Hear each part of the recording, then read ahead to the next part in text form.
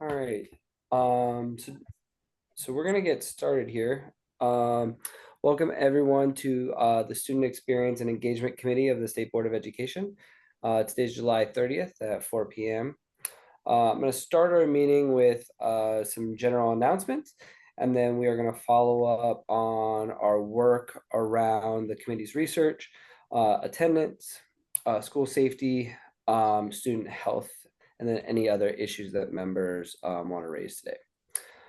So a couple things is that our very own Dr. Fleischer here completed the grant review process for the Safe Passage grants. There were 8 applicants that applied for grants. That we'll be getting some information from Ciata about that in the near future.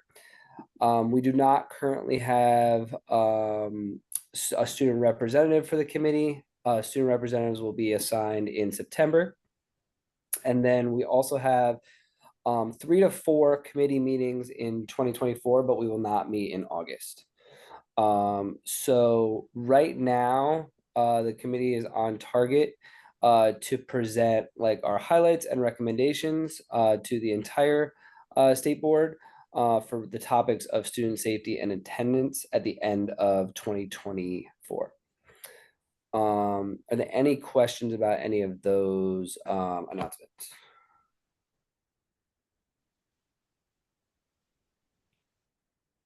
All You right. said Fraser, submit that before,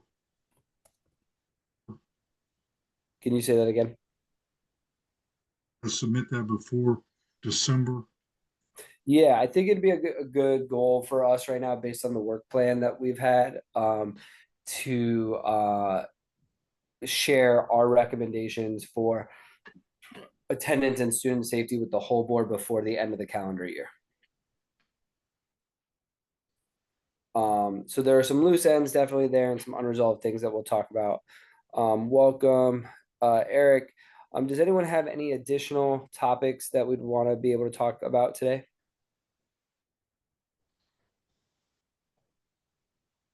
All right, so Darren, I'm going to turn it over to you very briefly to just kind of update the committee on the proposal for our research survey. Absolutely. So we identified a vendor to create the 3 surveys, and I know there were attachments earlier on, but the statement of work was attached. So it'd be just tackling students' experiences with like over the summer as well as like the start of the school year, targeting students, families, and safety staff at schools.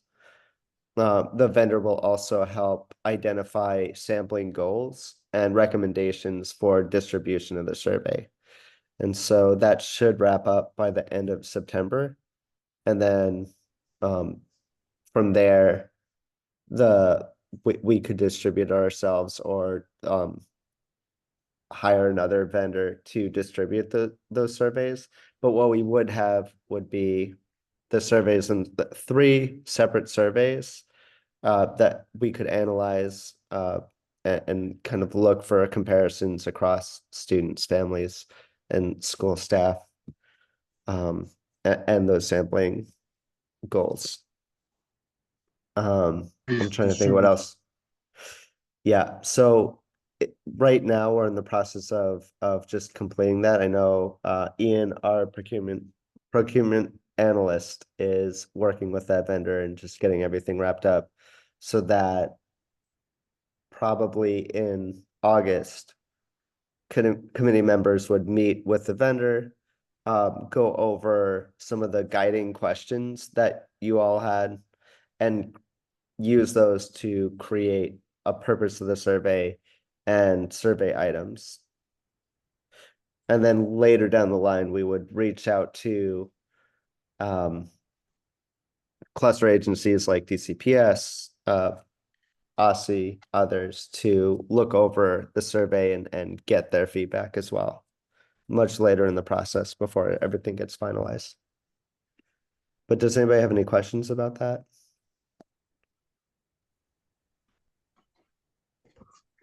The question I had was how are they going to be distributed?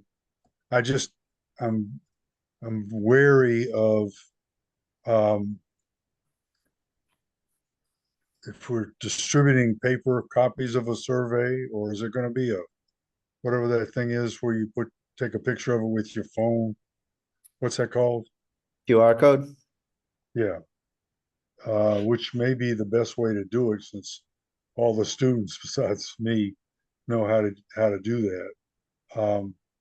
But like, when letters go home or papers are given to students for them to get home, uh, just coming from a high school teacher's point of view, they hardly ever get it home. Yeah. Just like phone calls to phone calls about absences and stuff like that. Um, the kids know how to answer the phone and recognize the number and stuff like that. So a lot of the information never gets to the person it's supposed to get to. Right. I think that in conversation, Fraser, with the baseline was that we were gonna do it as a virtual link, just so that we can more easily analyze the data. And I would see like the paper copy if we needed to do it as like an accommodation, but not as like the main form Good. in which we're sending that out. And so that kind of like, just to preface and frame that for us very briefly, like we wanted to kind of get student perceptions on safety and other school issues once the school year already started. So that's why the timing is to do it like roll it out hopefully the end of September. So Right. students have been back for a couple weeks so that we're having new data to advocate for like as we go into winter break, rather than just saying that the same issues from last school year are how students are feeling this school year. I agree. Yeah, part of this will be to share out the other surveys that were recent, like including the Office of Student Advocate. We can share out those survey items so we're not doing the same work as they were, or at least getting as up-to-date data as possible on that. But that's a great question, Fraser, and that's something that can be raised with a vendor. I know that we don't have our committee meeting this August, but we would have scheduled meetings with a vendor over the course of August.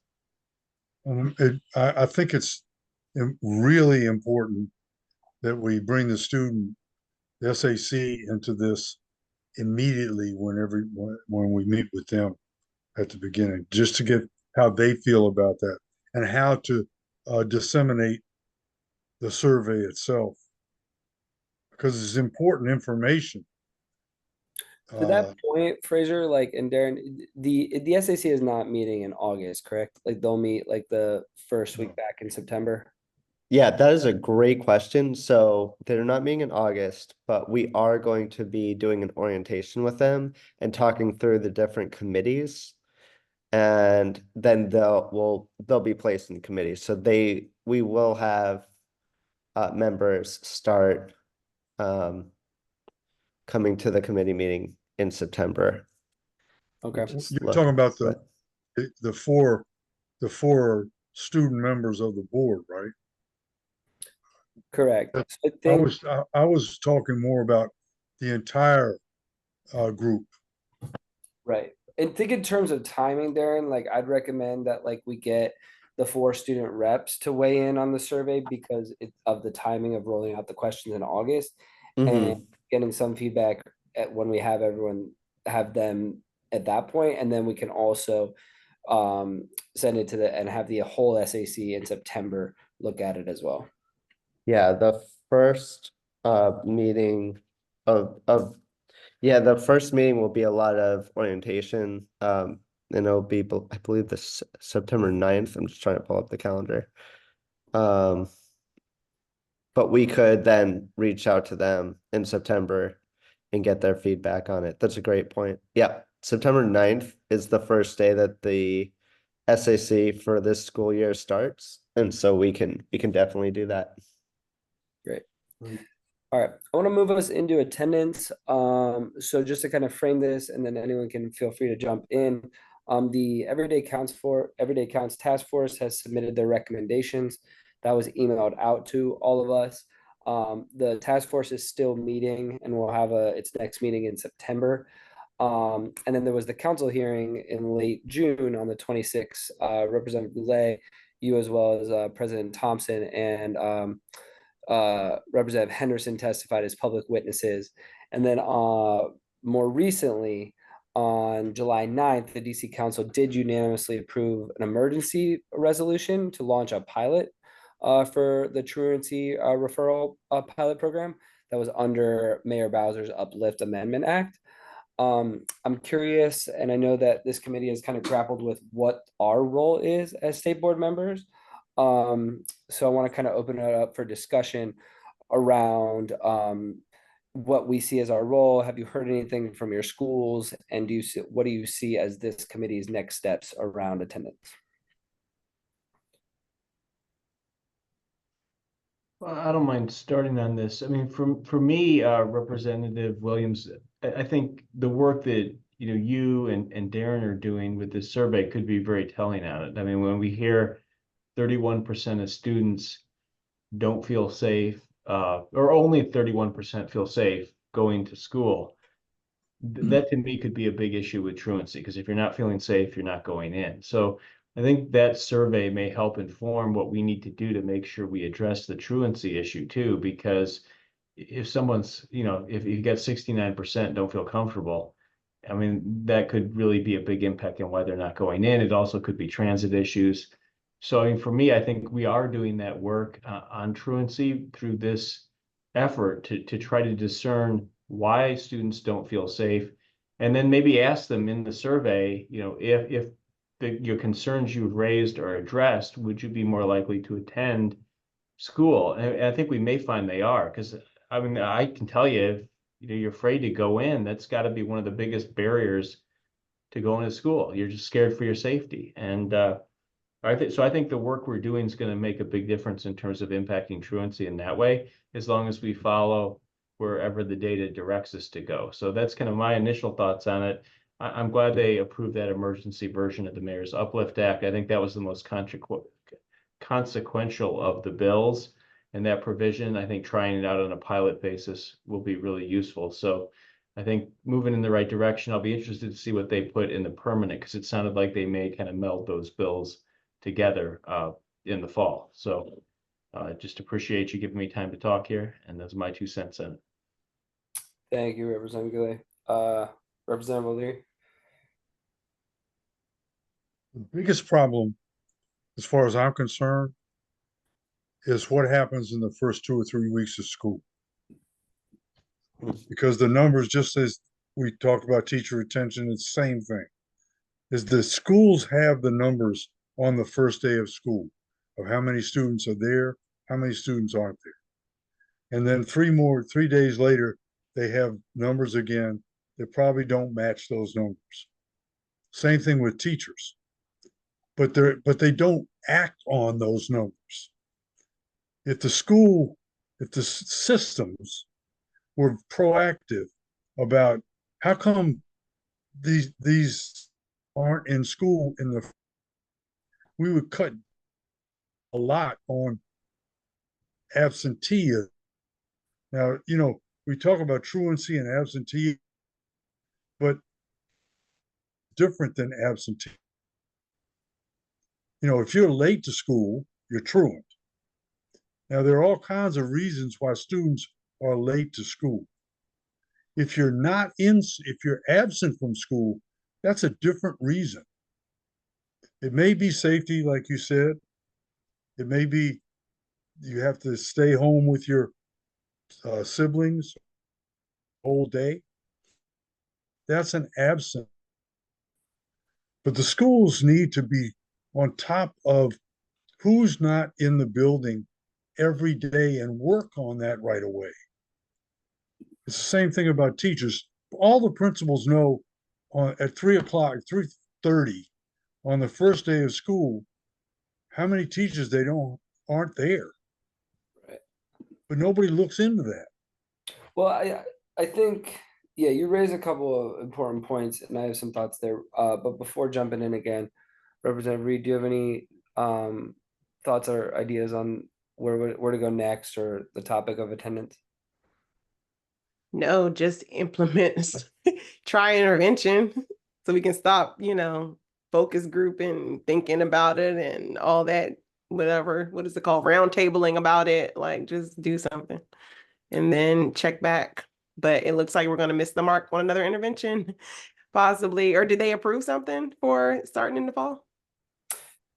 That's what I was trying to get Yeah. clarity on. I'm meeting with Councilmember Nadeau later this week to follow up on that. But I did, in terms of just like getting things done in schools, I had a couple principal meetings this past weekend or week, and what I heard from two principals was the schools are doing a lot in putting forth interventions and like trying to get students to come back. And I think it's really important for us when we talk about this to differentiate between like elementary school students and middle and high school students, because middle and high school students like have more autonomy as to whether they come to school or not, whereas like if an elementary schooler isn't coming, it's really the parent and the family that's responsible solely. And so they were saying that like they don't feel, and this was partly based on the work the previous board did with changing the attendance rule from 80-20 to 60-40, that there's any consequences in students not showing up to school, and also that the DCPS policy isn't super clear. So one thing that I raised with the interim superintendent was that we need to make sure that schools have clarity on what the DCPS policy is. And also, I'd be open to kind of looking at, is that the right policy at this juncture in time, this far out of the pandemic? Because I think we're in a place right now where my understanding of even the policy is that there's no number of tardies that transfer to an absence, but students are showing up and missing the first or second class of the day every day, and they're getting credit for being there, but they're not really there for half the day. So I think that, to your point around a system-wide intervention, I don't know of one yet. I'm trying to explore that, and I think if we figure out, other than the wraparound services that were in the mayor's legislation, that would be important. But in terms of the school level interventions, those are happening, but they feel like they need more guidance as to what policies they should be enforcing. So I don't know what that means exactly for next steps, but if we want to look at the DCPS policy or look at other charter policies to see if they're the right fit right now, that could be something we could look at when we come back in September. Do we have Darren, you would know, do we have an agenda for September and October as far as panels or anything for the public meeting? Has that been done yet? You're on mute. Can I follow up with you on that? I gotta pull that up. Or maybe like during this meeting, I can answer that in the chat. Okay. Or you Because know what? I think to me, this truancy in attendance it's an August, September kind of a important thing.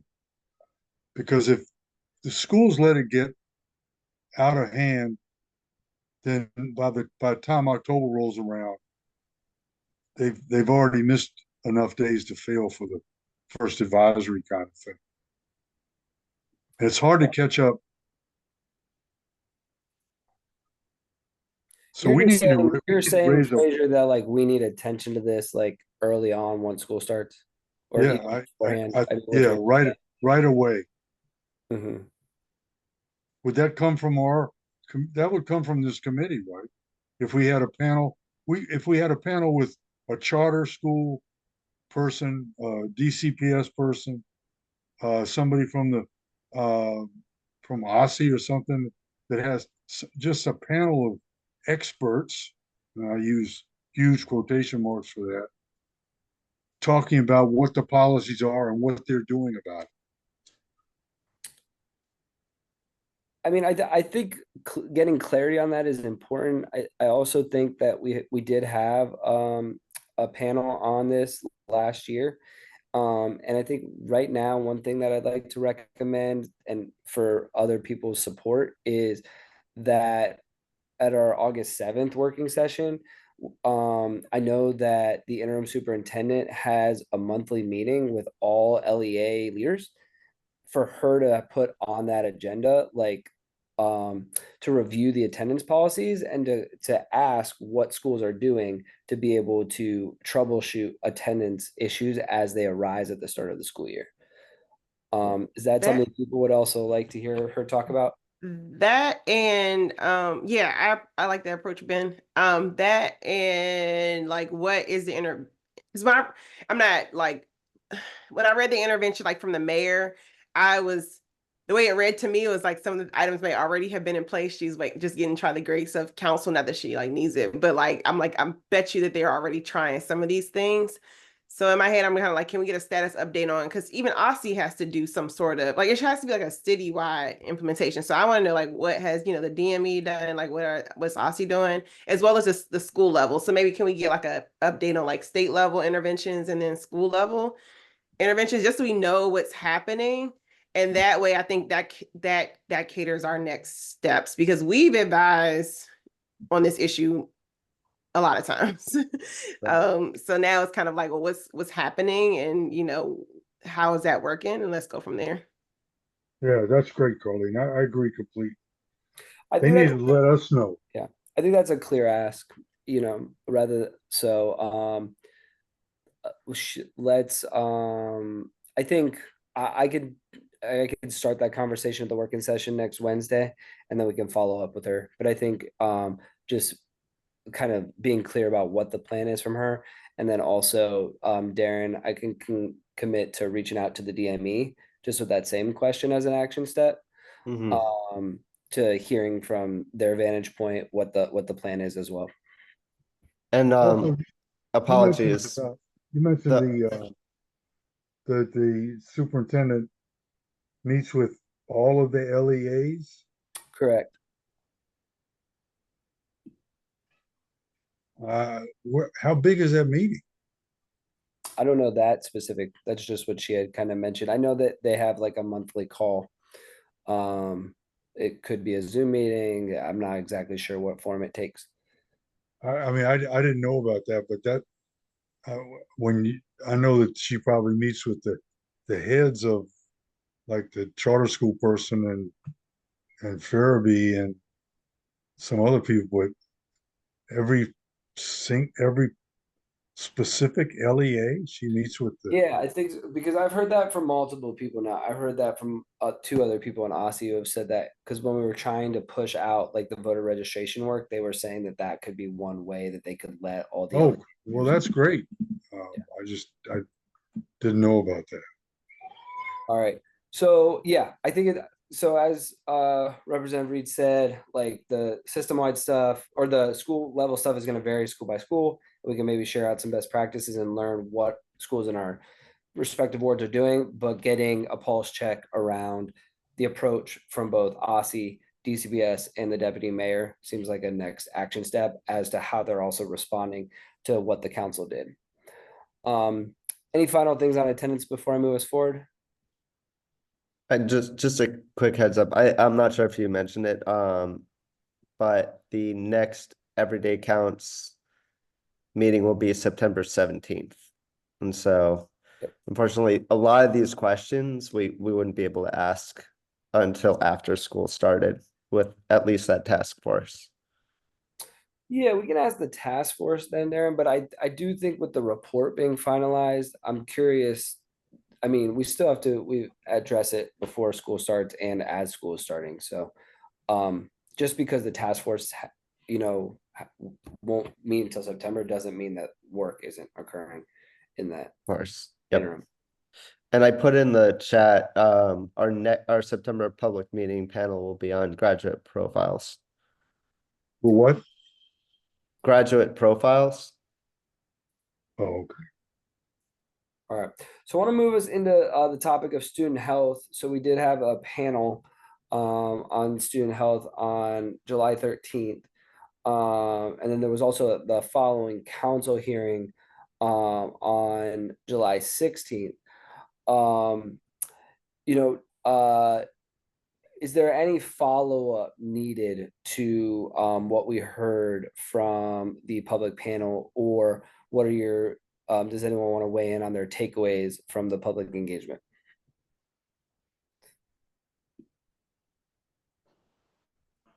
I have the same passion for the school nurses I do for children. Uh, make aware of the fact that how important it is, because that's all we heard in those. And it seems like an accident waiting to happen. Yeah, Representative Goulet, I think you had mentioned too, to try to add a little urgency to this possible resolution. How do you feel about that? I love the idea of it. I think it'd be good if we could, figure out a way to co-introduce it as a committee, even on this. I know, Fraser, you've cared a lot about this. Back, dating back a long time, you were on the school board. I was the health committee director, and you were testifying in support of nurses back then, of getting to the 40-hour week nurse that I think are all seeking on, all of the schools. So, for me, I'm very excited about doing a resolution. I'm glad to help draft it. And I think what we can really do is try to take a leadership role in introducing the legislation too, on this issue, because there is a bill drafted. The funding for it eventually, just it got repealed because it did get funding added within 2 years. But I think with the renewed push and the renewed urgency on this, we can hopefully get that resurrected. I mean, the big issue is funding, though. I mean, that's what the issue is they've got to pay the nurses more to be competitive. And I think we've created a downward spiral, to be honest, because what happened was, as fewer nurses came in because the amount of funding was down, PG nurses got a raise. And then the shift over to the model where they don't have a fixed location and are floating from school to school, it is really kind of reducing the quality of life for the nurses, because they don't have the connections to the school community and the permanent site of location. So you're having more of them, leave the profession, because as the witnesses testified to, it's not as lucrative as going to work in a healthcare setting. You do it because you love the kids, you love the hours, and you love the school community. So I think we can really take a leadership role on this issue. I'd love to work with the committee members on it, and I'm glad to, dust off that bill, you tweak it, redraft it, and then get it introduced again. And then I think we push for this. I think it's something that's really important. And I agree with Representative O'Leary that it is an accident waiting to happen. You get one kid, who tragically loses their life due to this, and there's a lawsuit that would have, easily covered the cost of the nurses, which looks to be about 20+ million a year to get us to where we need to be in this. So yeah, I'm all in on it. So count me in. Thank Great. you, Representative Goulet. And I think you also have my support, and I'd ask, to kind of take you up on drafting and starting to work with maybe Darren or other staff on that resolution. And then also with some urgency, right? So that we can hopefully maybe have a vote on this at our September public meeting. So let's talk through the timeline on that, because I'm glad to commit to doing that. Mm-hmm. So if we get something introduced before the working session, so when is the next working session, Darren? I know we have one next week. I don't think I can draft the bill that quickly to get it on that agenda, because I need to do it by Thursday or Friday. But like, when are we thinking? So there is a working session in September? Yeah, Yeah. the 4th. Okay, great. So I can commit to getting it done before then. And I've got some of the community members reached out to me afterwards, so I'm glad to loop them into it too. And I'd like to try to do this so we can all put our names on this thing and kind of co-introduce it, because it's something I know we all care about. And then if we can get that September 4th at the working session, that would mean we would want to get it through this committee maybe even beforehand. Darren, how does the referral work now? Can we get the referral through the committee prior to September 4th? Or does it have to be referred at an official meeting? it would be referred at the working session. Or I think it would be. Let me check on that, actually. We can, I'm if we talk, mixing them up, but I can get back to you on that. Okay, if we talk about it at the business session in August, Mhm. then we should have that document ready at the working session so we can vote on it in September. yeah, what I'm just curious about, Representative O'Leary, is I know the requirement is now everything's gonna pass through committee before it gets to the public meeting. So like, I just want to kind of understand the order here. So if I can get something ready to present at the working session, it's still then got to go back through committee then. Now, my question would be, do I have to bring it back at the next working session again to discuss after we bring it out of committee? And Yeah. that would cost us a month, maybe. Well, two, given that we don't meet in August, but I think I share your question, and I think my interpretation of it is that we have talked about it in committee now, and we've all voiced support of it in committee. So I think the drafting is still done outside of like the committee meeting itself. So, I mean, I assume like Carlene, are you also in support of a resolution on this? A resolution on what? uh Adjusting like recommendations for school nurses. Oh, sure. Isn't that relatively new? We have to tweak it already? Yeah, so Eric, you had talked about the funding mechanism Yeah. changing. I don't know as much about that. Yeah, I'm glad to certainly kind of, I don't want to bore people with this. I'm glad to talk to people individually about it. I mean, the council passed legislation requiring a 40-hour week school nurse for every DC public school and every public charter school. Now, what we were able to do is add funding each year. The impediment really was, one was the nurse shortage, but two was I didn't really feel DC Health was acting with the urgency that was necessary on this to increase salaries and to bring in more nurses. So for me on this, we got to try to get DC Health to be a partner on it, because even though we were adding, somewhere between I think 500,000 and $1 million each year, it still wasn't getting us the progress we needed. And then once I left council, nobody else was really focusing on getting money for this anymore. And it kind of just fell off, and then automatically gets repealed after 2 years if no money's added. So I think we need to bring it back through a Aaron, didn't we do a resolution on school nurses when the issue came up previously? That's before us, I think, before Ben and me at least. Yeah, can we at least circulate the previous We did. resolution? Yeah, We did, Carly. Yeah, let's circulate at least the previous resolution, see what we're working with, and yeah. And along that, like in terms of the committee referral, what we did for the issue of the legacy emissions, we could do again here, where we just raise the issue at the working session. We all discuss it. It gets referred then to this committee, and then we put the resolution together. So that's how we set it up for that. So if we put the issue of school nurses on the agenda for the working session to discuss as an issue, and then we vote to refer the issue to committee, that then would allow us to vote at the next committee meeting and speed this up so we don't lose a month, if that works for everybody. So I would just need to email to have it added to the working session agenda then. Yes, Discussion item. and I want to see what the previous resolution said, because I'm just not a proponent of do another resolution, because like I imagine I was in school, but always for a day, so it wasn't unnecessarily. Darren just dropped in the chat. It wasn't like a one that we actually. Yeah, but I think it would be very beneficial. We could talk about, what was in that resolution, Representative Reed. We could talk about what everybody wants to see, so we kind of almost poll the members on things that are important to I guess them. my point is, like, do we resolution it or just action it? You know what I'm saying? Like, resolutions are cute. We want the action. So, I mean, does this move the needle to get the act of like actually having a nurse it's not the resolution that's the mechanism. I mean, it's our, I guess it's our State Board of Education's a tool, our hammer.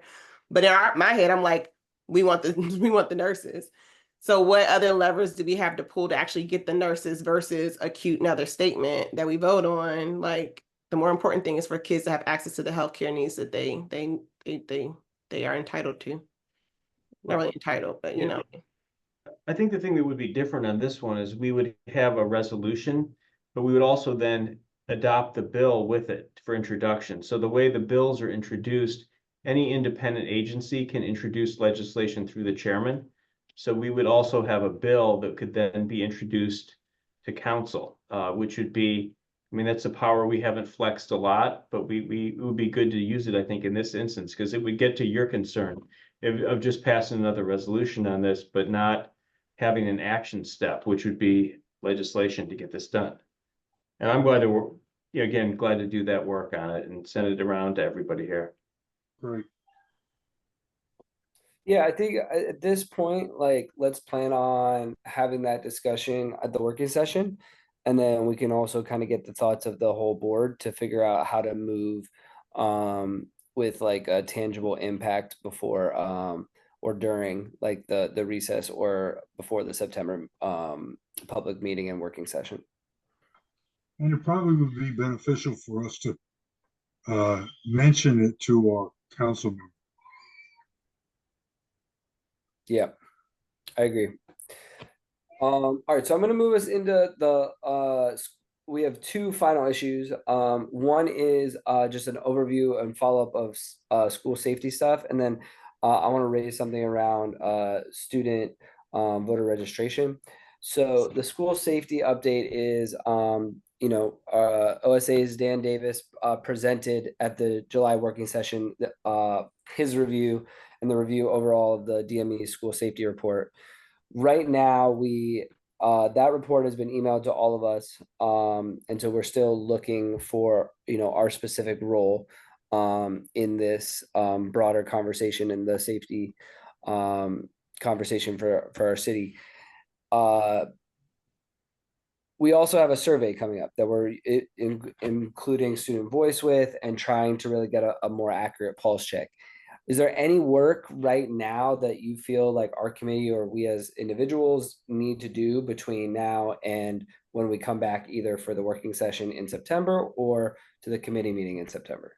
So question, Ben, on that working session, that one that I think you had schedule conflict, there was a lot of questions that came out of leadership as well as executive director about like why we were surveying. So I'm curious, have those been cleared up and answered? Just because they had a ton of questions and I'm like, we can just clear up anything to not like prolong the point.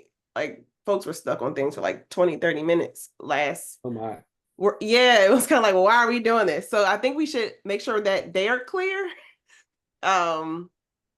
Yeah, there was a lot of conversation. I thought I was just going to present the notes and it was like, well, what's this? Why are we doing it? Why are we surveying again? So you might want to touch base to make sure, like, because I feel like what it felt like was like this group had a lot of conversations and ideas. I think we were on the same page, but then when it got bounced into his working session, it was like, where did this come from? Okay.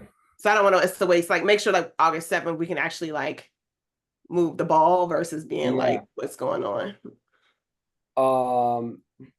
Thank you for flagging that. Darren, do you want to follow up with leadership and executive director? Or do you want me to? Whatever works. If I'm happy to.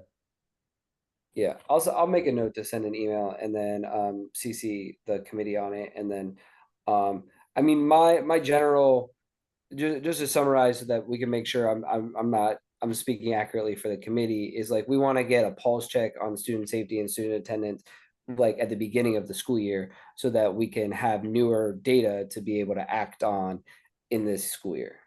Yeah, and if possible, because it sounds like this survey lift is going to have a fiscal impact, if we also can throw in some of the work related to the profile, like, like not necessarily get off on a tangent, but some of the, we were talking about like some of the issues with safety come because of the lack of not I won't say lack, but some of the gaps in like a well-rounded education where students possibly are having behavior difficulties in school or don't want to come to school. So there's your attendance issue because school isn't motivating. They don't understand the importance of the education that they're getting, or the education they're getting has no tie to like what they actually want to do in life. So they're like, why come? So I was thinking like, could we in this whatever this survey that we could throw in elements of some well-rounded education pieces, some things that help us guide the profile work. And we also can hit on attendance a little bit because I would imagine there's also a safety component. I think that would be the hook to also maybe get because it felt like from the working session was kind of like, why are we doing another survey on safety? So you just clarifying that aspect of it could be safety and help us guide some of our work for the upcoming year. Right.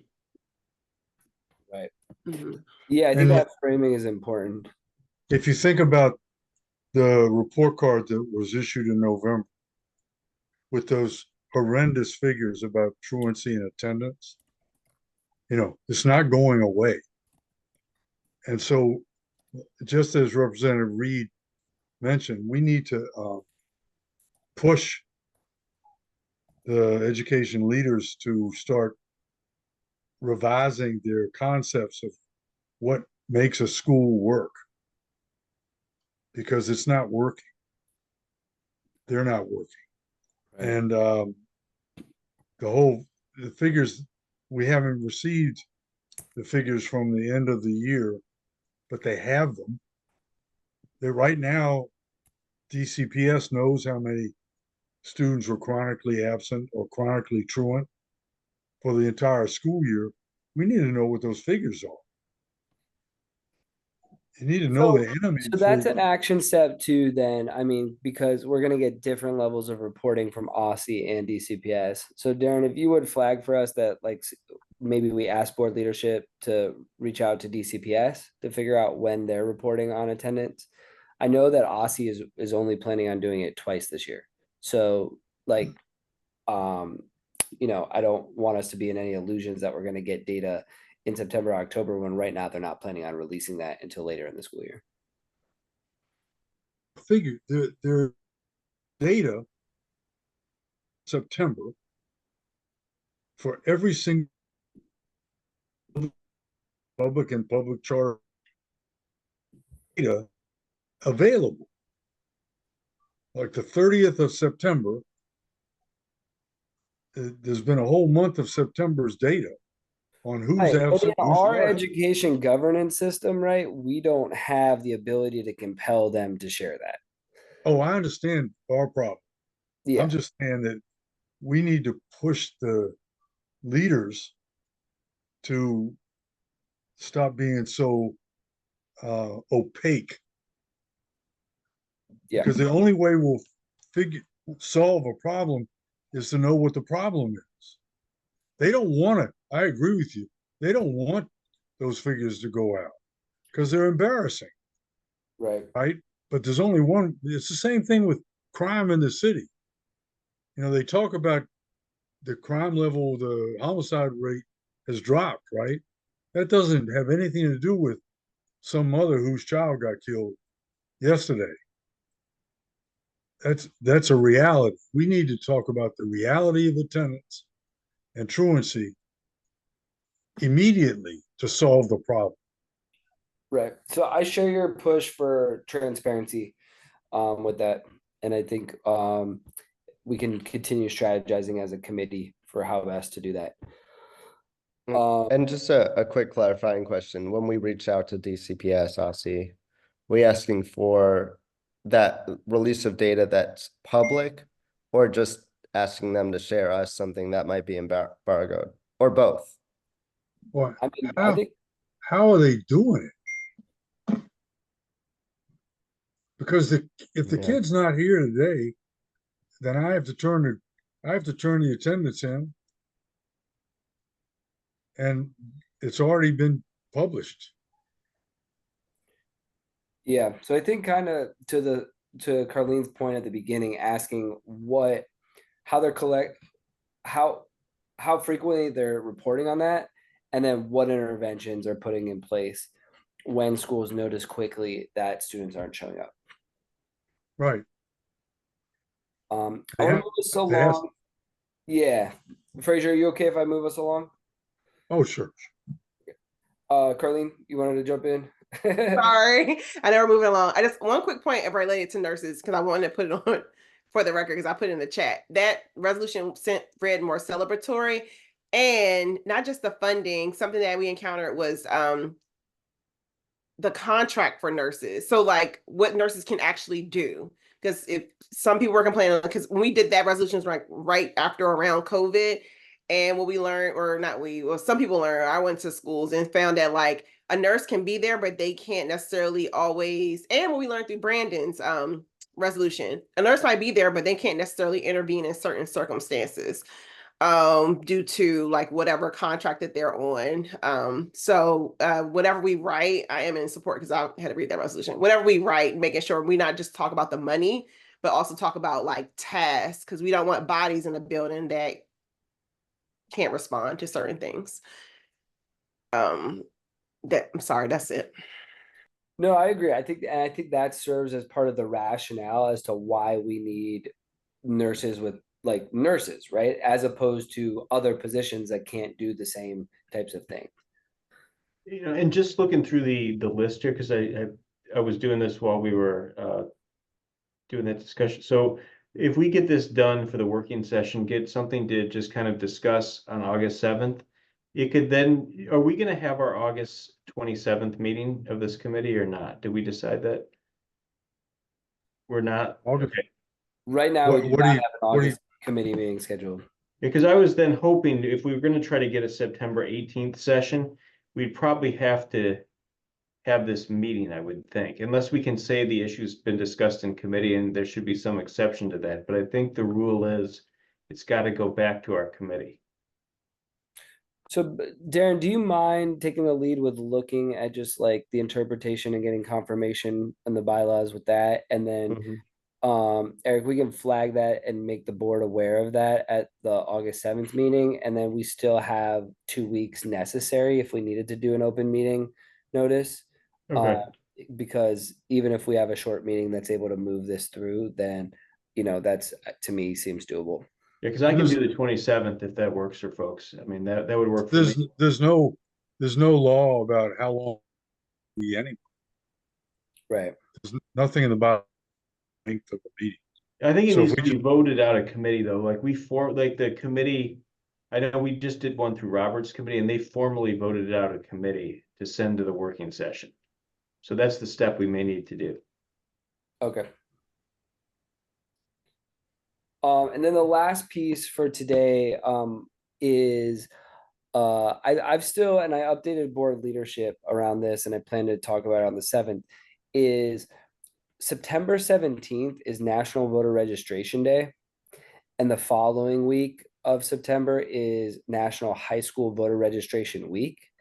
So the League of Women Voters and the National Women's Foundation want to continue a push to be able to make sure that all the high schools are participating and registering students to vote. So I'm just wanted to kind of solicit ideas. We're trying to put together a plan. Essentially, the things that have been talked about right now is the following. One, there's like QR codes that the National Women's Foundation has that they can give like every eligible student in the city like a QR code that they could easily just like get and pass out. The thing that feels rushed to me is getting those into like teachers and schools' hands before school starts, but it's still potentially doable. And then the other thing is there's a national organization that we've partnered with that does online trainings. So like students would opt into a training and then that training teaches them how to run a voter registration drive for their school. That's community service hours, right? Absolutely. They should have community hours for. Yeah, And they're not getting paid, so they can get community service hours for running the drive for their school.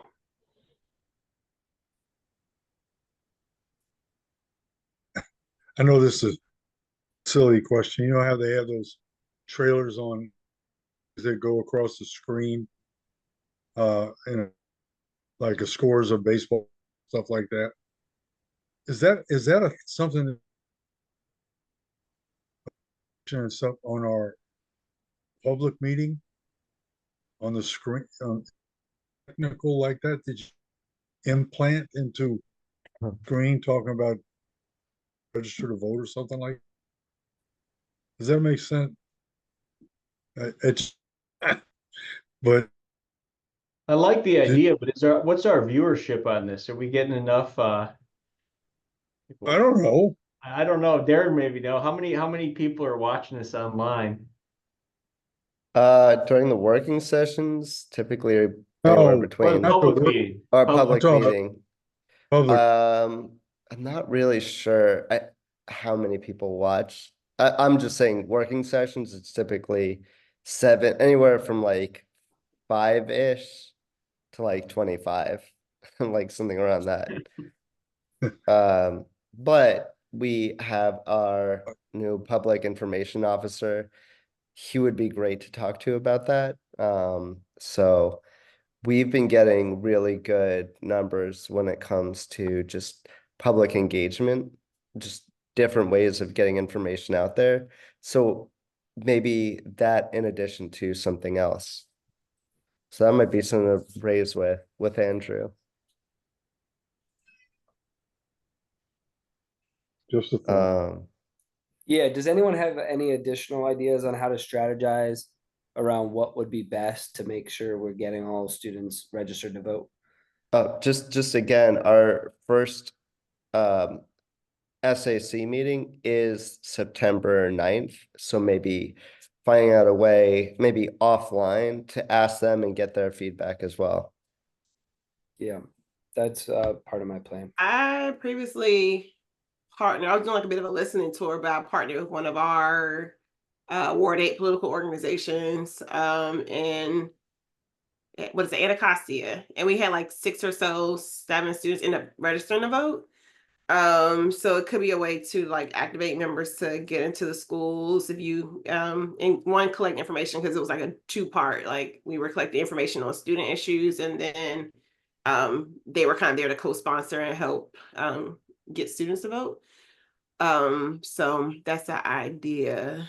Who was doing it? Like, so It was we were doing a non partisan recruitment or registration, but I partnered with the Ward 8 Dems because I can't remember what we were doing, but that's what it was. They had reached out because they wanted students to register to vote, and then I was trying to get click information, so I was like, hey, let's partner, and they did the voter piece and nonpartisan voter piece, and I did the just to collect the information. So all to say, like, it could be opportunity. I'm not sure when that survey is going to be available, but it could be opportunity to collect survey information and right, do the registration, that's a good point.